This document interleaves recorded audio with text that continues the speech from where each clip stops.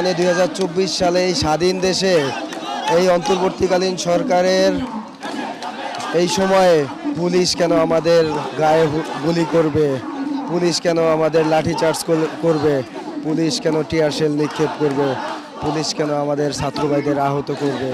আমরা এর বিচার চাই, বিচার চাই। বিগত 12 বছর থেকে কিন্তু আমরা 35 দাবি নিয়ে আসছি এবং এই দাবিটা থেকে আমরা পিছনে হাঁটতে চাই না।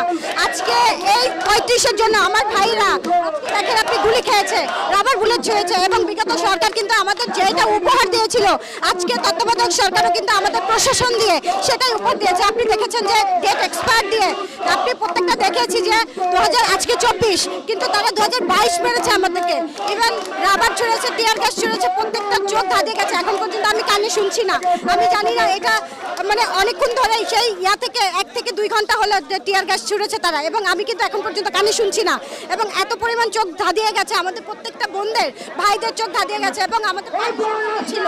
আমরা 35 না নিয়ে আসলে আমরা ফিরতে চাই না। আমাদের সরকারের কাছে, প্রশাসনের কাছে আমাদের একটাই বিচার, তারা কেন আমাদের ভাইদের উপরে এরকম নির্মম নির্যাতন করলো, কেন আমাদের টিয়ার গ্যাস ছুড়লো, কেন বুলেট ছুড়লো, কেন আমাদেরকে এইভাবে তারা লাঠিসোঁটা করলো। আমি এই বিচার চাই, সরকারের কাছে বিচার চাই।